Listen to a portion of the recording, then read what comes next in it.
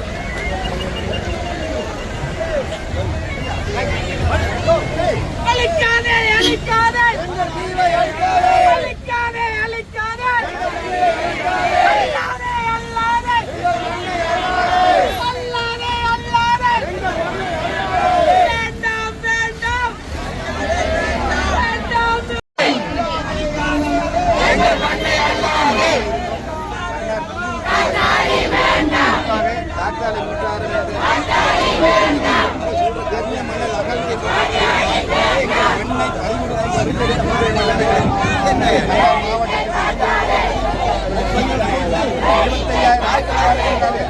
ஆனால்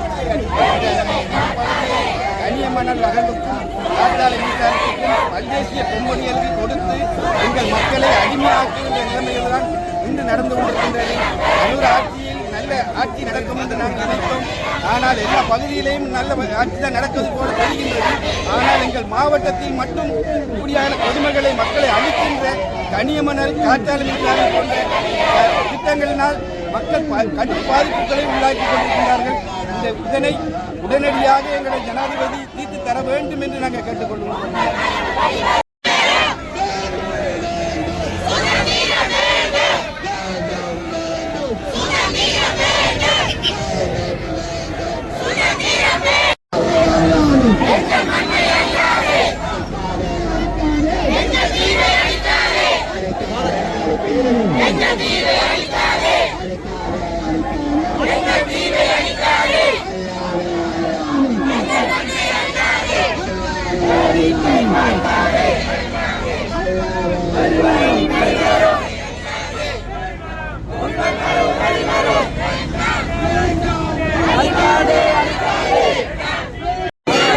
பிக்கு வந்து தமிழில் கோஷம் போட்டு கொண்டிருக்கிற இந்த மண்ணை மீட்டு எப்படியாவது மக்களிடம் கொடுக்கணும்னு சொல்லி இப்படி எல்லா பிக்கும் இருந்தாலும் இந்த நாட்டில் எந்த ஒரு இனபாத வேதமின்றி.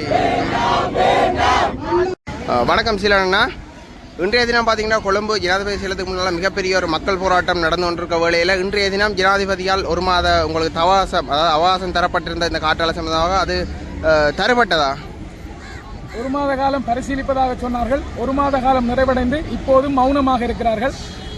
அவர்களுடைய கருத்தின்படி, குறிப்பாக அவருடைய எம்பிமார், அவருடைய அமைச்சர்மார் சொல்ற கருத்தின்படி இவர்கள் காற்றாலையை போடுவதற்கான எத்தனிப்பை காட்டுகின்றார்கள் என்பதுதான் எங்களுக்கு தெரிகிறது.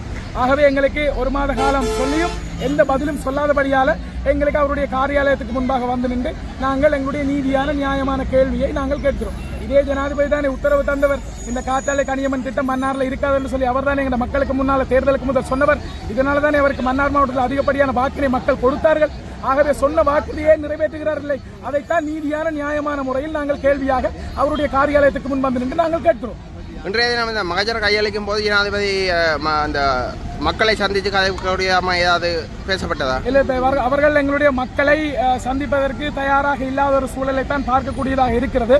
ஆகவே எங்களை பொறுத்த வரைக்கும் எத்தனை உயிரை மன்னாரில் நாங்கள் பறி கொடுத்தாவது இந்த காற்றாலை திட்டத்தை மன்னார் தீவிலிருந்து நாங்கள் கனியமன் திட்டத்தை ரெண்டையுமே மன்னார் தீவில் நாங்கள் போட விட மாட்டோம். நாங்கள் உறுதியாக இருக்கிறோம். எங்களுடைய புணங்களுக்கு மேலே நீங்கள் எங்களுடைய பிணங்களுக்கு மேலே ஏற்றி சென்று நீங்கள் உங்களுடைய திட்டங்களை நிறைவேற்றுங்கள் என்பதைத்தான் நாங்கள் ஜனநாயக நீதியான வழிகளில் நாங்கள் சொல்லக்கூடிய செய்தியாக இருக்கிறோம். மிகப்பெரிய ஒரு மக்கள் சக்தி இந்த இடத்த ஒன்று கூட்டி இருக்கும் பட்சத்தில் பார்த்தீங்கன்னா எங்கள் சிங்கள உறவுகளும் வந்து எங்களுக்கு ஆதரவு தந்து கொண்டிருக்கிறார்கள். இது சம்பந்தம் நீங்கள் ஏற்கனவே எதிர்பார்த்துறீங்களா? நிச்சயமாக. என்ன சொன்ன மன்னாரில் நாங்கள் போராட்டம் 48 நாட்களாக நடத்தி கொண்டிருக்கிறோம். அந்த நேரம் தென்னிலங்கையிலிருந்து வந்து இந்த அறகலையை ஆரம்பித்த பல்வேறு தரப்பினர் எங்களுக்கு வந்து அங்கே மன்னாரில் வந்து ஆதரவை தந்திருந்தார்கள். ஆகவே அவர்களுடைய ஆதரவு, தென்னிலங்கை சிங்கள சகோதரர்களுடைய ஆதரவு இன்னும் அதிகமாக பெருகும் என்றுதான் நாங்கள் எதிர்பார்க்கிறோம். சரி அண்ணா, நன்றி.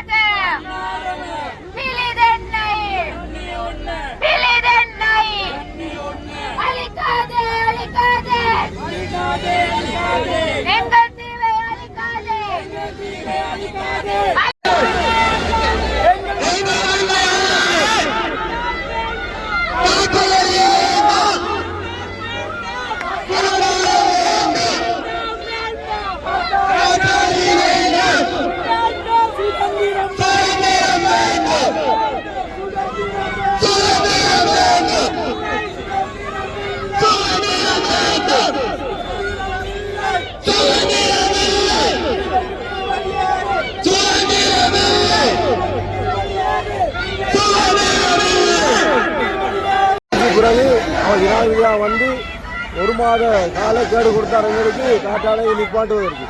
இப்போது 1 மாதம் முடிந்து விட்டது, எங்களுக்கு எந்த பதிலும் கிடைக்கவில்லை. அதனாலே தான் நாங்கள் வந்து ஜனாதிபதி மாளிகையை முற்றுகையிட்டு இந்த போராட்டத்திலே ஈடுபட்டு கொண்டிருக்கிறோம். ஜனாதிபதி நல்ல முடிவு எங்களுக்கு தருவான நம்பிக்கையுடன் தான் நாங்கள் இந்த இடத்துல வந்து நிற்கிறோம்.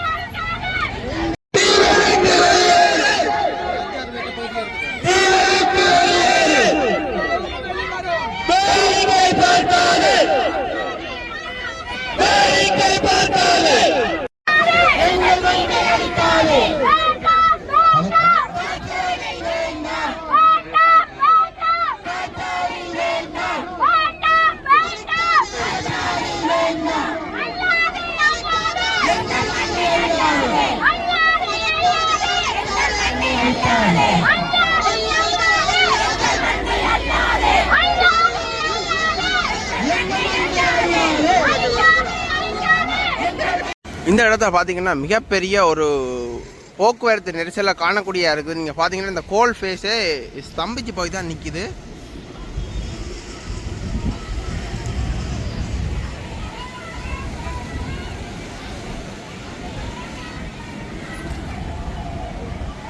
ஜனாதிபதி சேலத்துக்குள்ளே பார்த்தீங்கன்னா இப்போ மகஜரை கையளிக்கிறதுக்கு போயிருக்கணும்.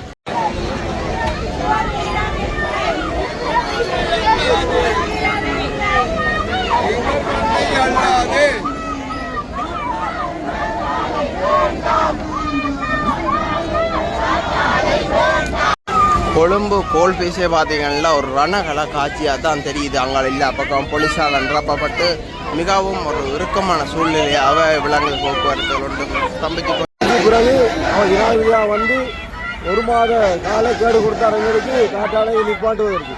இப்போது 1 மாதம் முடிந்து விட்டது, எங்களுக்கு எந்த பதிலும் கிடைக்கவில்லை.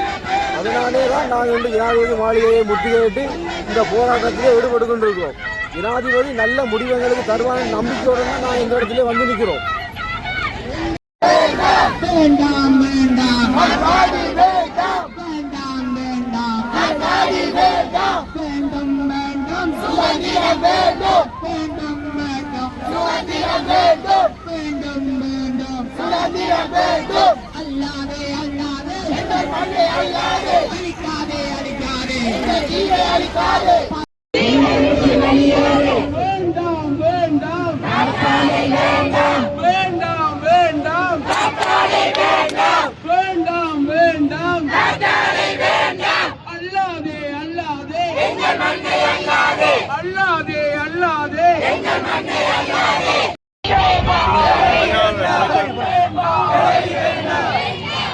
மன்னார் பிரச்சனைக்குழு மன்னார் போராட்டத்தின் 48வது நாளை நான் செய்து கொண்டு என்னுடைய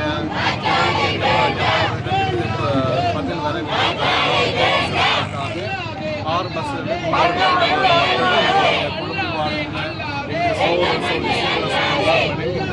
மாபெரும் போராட்டத்தினாலே முன்னெடுக்கிறோம்.